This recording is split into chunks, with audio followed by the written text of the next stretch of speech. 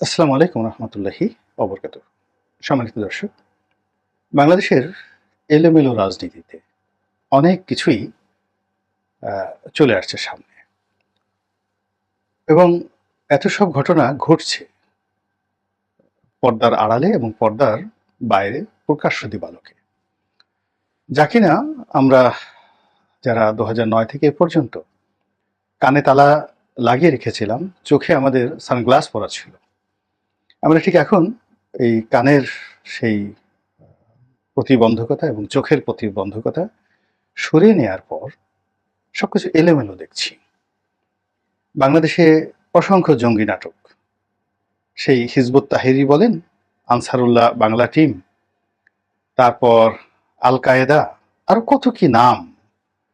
এটা যে ডিবির মনির ছিল, আহ, হেসে হেসে সুন্দরভাবে সে যে নাটকের কাহিনী, আজকে এখানে এই নাটক হচ্ছে, কালকে ওখানে এই নাটক হচ্ছে, আজকে এরা ধরা পড়েছে, কালকে ওটা ধরা পড়েছে, এই বিষয়গুলো নিয়ে অনেক কিছু হয়েছে এবং তার ফলে অনেক নিরীহ মানুষ সেই জঙ্গি নাটকের দ্বারা ক্ষতিগ্রস্ত হয়েছে। অনেক প্রথিতযশা আলেম এবং ওলামা, তারা মিথ্যা মামলায় বছরের পর বছর তারা কারারুদ্ধ ছিলেন, জুলুম নির্যাতনের শিকার হয়েছেন। কিন্তু পর্দার আড়ালে গোপনে গোপনে আসলে যে কাজগুলো হয়ে গেছে, সেই কাজগুলো আমরা বুঝতে পারিনি। যেমন জামাতকে দমন করার জন্য আওয়ামী লীগ প্রাণান্ত চেষ্টা করেছে। এমনকি জামাতের মহিলারা যদি কোথাও বসতেন, তাদেরকে গ্রেপ্তার করে নিয়ে যাওয়া হতো। জামাতের কয়েক লাখ নেতাকর্মীকে রীতিমতো ফেরারি বানিয়ে দেওয়া হয়েছিল। সেখানে জামাতের আমির থেকে শুরু করে ছাত্রলীগের ছাত্র শিবিরের একজন সাধারণ কর্মী, তাদের জীবনের যে কোনো যে স্বাভাবিক জীবনযাত্রা, এটির মধ্যে কোনো পার্থক্য ছিল না। অর্থাৎ আমিরে জামাত এবং শিবিরের কর্মী, তারা উভয়ই পলাতক ছিলেন। তাদেরকে জীবনের ভয় তাদের ছিল, গুম হওয়ার ভয় ছিল, জেলে যাওয়ার ভয় ছিল এবং তারা জেলে গেছেন, একই সঙ্গে জেলে গেছেন। কিন্তু এর মধ্যে যে কাজগুলো করে হয়েছে, জামাত করেছে বা অন্যান্য ইসলামিক সংগঠনগুলো করেছে, এটি সরকার বুঝতে পারেনি এবং তারা করতে করতে এতটা শক্তিশালী হয়ে গেছে। এখন সত্যিকার অর্থে এই মুহূর্তে বাংলাদেশে যদি অর্গানাইজড কোনো শক্তি থাকে, সেই শক্তিগুলো ইসলামী সংগঠনগুলো। আপনি নেতিবাচক বলেন আর ইতিবাচক বলেন, জামাত এখানে সবচেয়ে শক্তিশালী অবস্থানে আছে। তারপর অন্যান্য সংগঠনগুলো হেফাজতে শক্তিশালী অবস্থানে আছে। চরমোনাই পীর সাহেবের যে সংগঠন ইসলামী শাসনতন্ত্র আন্দোলন, তারাও খুবই শক্তিশালী অবস্থানে আছে। এবং এই ছাত্র আন্দোলন যেটি হলো, এটির চূড়ান্ত পর্যায়ে এসে যখন তারেক রহমান সাহেব ঘোষণা দিলেন প্রকাশ্যে যে ছাত্রদের এই আন্দোলনকে তিনি সমর্থন করেন এবং তিনি তার দলের নেতাকর্মীদেরকে এই ছাত্র আন্দোলনে যোগ দেওয়ার জন্য তিনি নির্দেশনা দিলেন, হাজার হাজার ছাত্র জনতা নেমে গেল বিএনপির যারা করতেন এই সাধারণ ছাত্রদের সঙ্গে।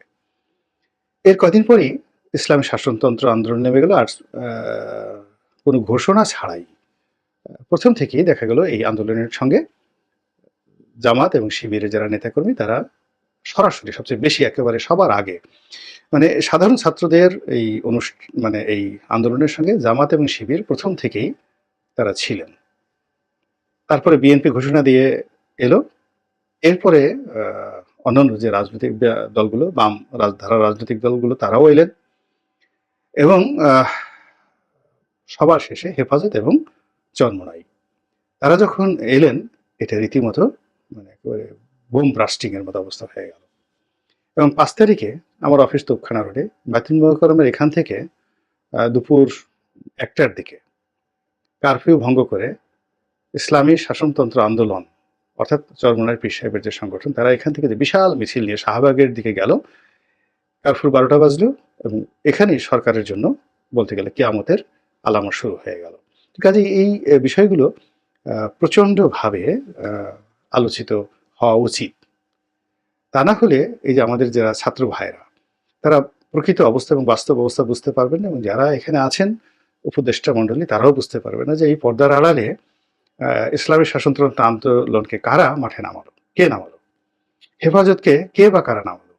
হেফাজতকে তো বিএনপি নামায়নি, হেফাজতকে জামাত নামায়নি, চরমোনাইকে জামাত নামায়নি, তাহলে হেফাজতকে মাঠে কারা নামালো? তারা কি এমনি এমনি নেমে গেছে? প্রশ্নই আসে না, কে নামালো? চরমোনাইকে কে নামালো, কিংবা বিএনপিকে কে নামালো, কারা নামালো? তারেক রহমান সাহেব থেকে শুরু করে তার দলের নিঃসন্দেহে কয়েকজন গুরুত্বপূর্ণ ব্যক্তি আছেন যারা প্রথমে এই সিদ্ধান্তটা নিয়েছেন। এর কারণ হলো বিএনপির বেশিরভাগ শীর্ষ নেতা তারা এই ছাত্র আন্দোলনের সঙ্গে সম্পৃক্ত হওয়ার বিপক্ষে ছিলেন।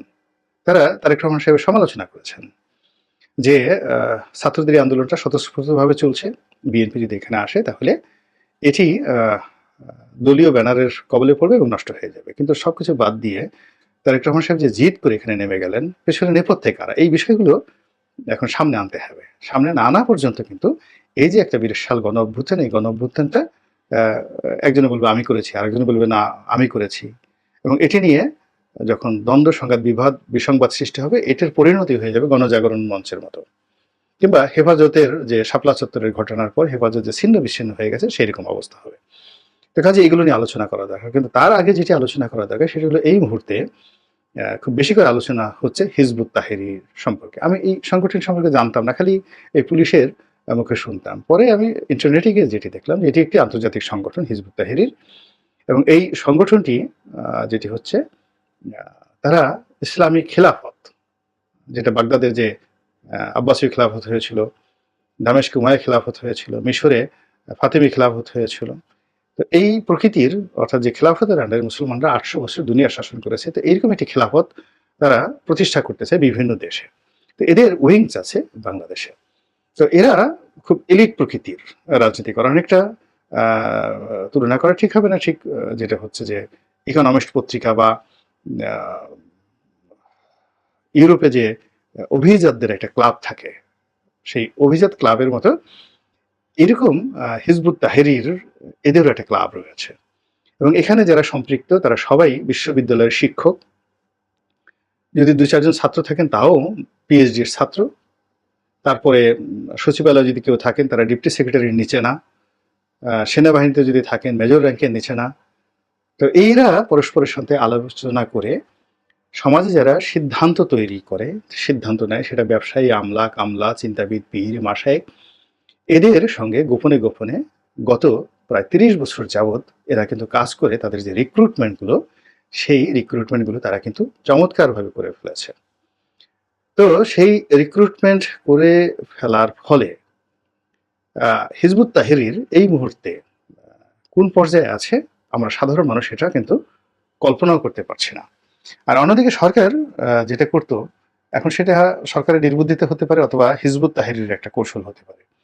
হিজবুত তাহরির যারা অ্যাক্টিভ কর্মকর্তা বা যারা এই কর্মটা চালায় তারা সবাই সমাজের উঁচু তলার মানুষ, এবং একজন উঁচু তলার মানুষ আর একজন উঁচু তলার মানুষকে তারা ক্যাডার হিসেবে, দলীয় যাকে বলা হয় ক্যাডার হিসেবে বা সঙ্গী হিসেবে তারা গ্রহণ করে।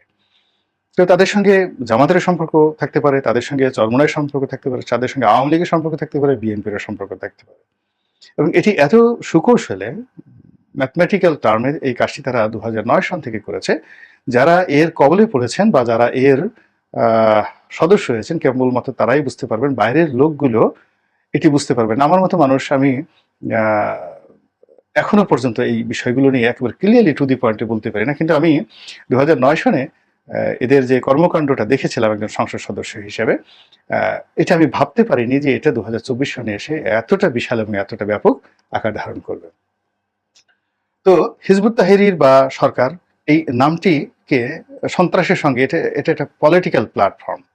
এই পলিটিক্যাল প্ল্যাটফর্ম দিয়ে তারা সিভিল সার্ভিস চালাতে চাচ্ছে, পুলিশ সার্ভিস চালাতে চাচ্ছে, মিলিটারি সার্ভিস চালাতে চাচ্ছে, এবং এদের মাধ্যমে একটা বিপ্লব ঘটিয়ে আলটিমেটলি তারা খিলাফত দিকে যেতে চাচ্ছে। অর্থাৎ ইসলামী একটা আন্দোলন ঘটলো বা যে কোনো একটা গণবিপ্লব ঘটলো, এবং এটিকে শেষ পর্যন্ত খেলাফতে রূপান্তরিত করার জন্য যারা পলিসি তৈরি করবে সেই পলিসি লেভেলে প্রেশার ক্রিয়েট করার জন্য তারা গত 30 বছর যাবৎ বা 40 বছর ধরে ধীরে ধীরে ধীরে ধীরে কিন্তু আমি জানি না নেটে কত বছর যাবৎ হিজবুত তাহরির কত সালে প্রতিষ্ঠিত হয়েছিল আমি বলতে পারবো না।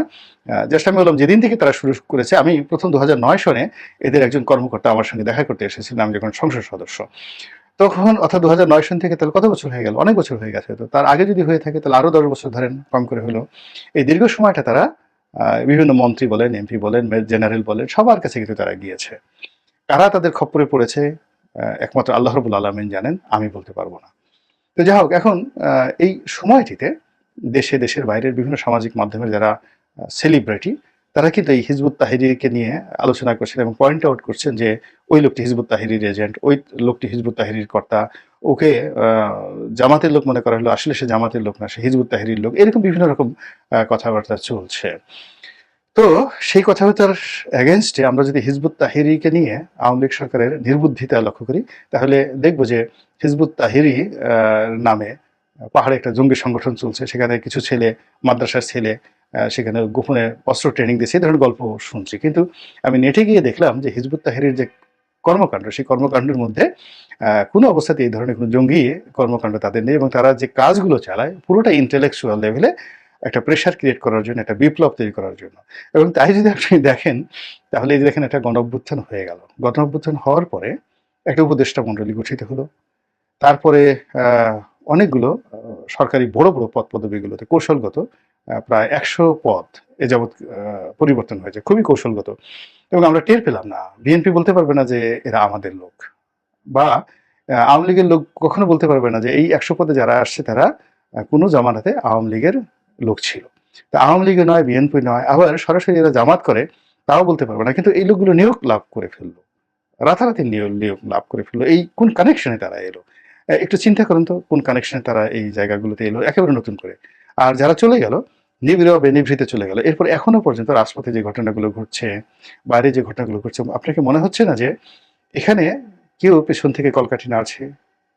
এখানে যা কিছু হচ্ছে, যে সকল স্লোগান হচ্ছে গত ২ মাস ধরে, যে ধরনের রাজনৈতিক পরিকল্পনা হচ্ছে, আপনার কি মনে হচ্ছে যে এগুলো ছাত্রলীগের কর্মকাণ্ড?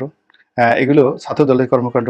যদি ছাত্রদলের এই কর্মকাণ্ডগুলো হতো, তাহলে তো ছাত্রদলের যারা লোকজন এই ২৮ অক্টোবর তারিখে তারা যে মার খেলো, সিরিয়াসলি মার খেলো, এবং কোনো কিছু না করেও তারা যেভাবে মামলার আসামি হলো, মির্জা ফখরুল যেভাবে জেলে গেলেন, সেটা তো যাওয়ার কথা না। কিন্তু এই ছাত্র আন্দোলনের এই সময়টিতে অনেকগুলো পলিটিক্যাল ডিসিশন, অনেকগুলো পলিটিক্যাল স্লোগান, অনেকগুলো গ্রাফিতি, অনেকগুলো জিনিস হলো, যেগুলো হঠাৎ করে আসেনি, যেগুলোর জন্য দীর্ঘদিনের একটা গবেষণা ছিল, তারপরে প্ল্যান ছিল, পরিকল্পনা ছিল। এগুলো কেউ করেছে, কেউ করে রেডি করে রেখেছিল একটা সময়ের জন্য, এবং সেই সময়টা যখন এসছে তখন এগুলো সব মাঠে ছেড়ে দেওয়া হয়েছে। অনেকগুলো সিদ্ধান্ত রাতারাতি হয়েছে। তো সেই রাতারাতি সিদ্ধান্তগুলো ঠান্ডা মাথায় বসে কেউ না কেউ নিয়েছে। নেওয়ার পরে রাজপথে এই সিদ্ধান্তগুলো যখন ছেড়ে দেওয়া হয়েছে, একটার পর একটা সিদ্ধান্ত রীতিমতো সরকারের জন্য বুমেরাং হয়ে গেছে। এবং অনেকে বলার চেষ্টা করছে যে এই সমস্ত কর্মকাণ্ডের সঙ্গে হিজবুত তাহরির নামক সংগঠনটির একটি যোগাযোগ আছে, এবং এরাই অনেক কিছু করছে। আমি কিছু জানি না, আমি যেহেতু একজন পলিটিক্যাল বিশ্লেষক, এবং অনেকে দেশের বাইরে থেকে অনেক কথাগুলো বলে, তো সেই দিক থেকে আমার কাছে মনে হচ্ছে যে এই বিষয়গুলো নিয়ে আমার ও কিছু বলা উচিত। তো সেটাই বললাম, সরকারের যারা গোয়েন্দা সংস্থা রয়েছেন, কর্তা ব্যক্তি রয়েছেন, তারা এই বিষয়গুলো ভেবে দেখবেন। তারা যদি মনে করেন যে এই সংগঠনটি রাষ্ট্রের জন্য খুবই ক্ষতিকর, তারা খুবই কঠোর হয়ে এদেরকে দমন করবেন। আর যদি মনে করেন যে না, ক্ষতিকর না, তারা খুব সুন্দরভাবে চালাচ্ছেন, এই দলটিকে প্রমোট করা উচিত। তো এই সব মিলিয়ে কেমন যেন একটা হযবরল অবস্থা। আল্লাহ ভালো জানেন। আল্লাহ আমাদের সবাইকে হেদায়েত দান করুন আর হেফাজত করুন। আসসালামু আলাইকুম ওয়া রাহমাতুল্লাহি ওয়া বারাকাতুহু।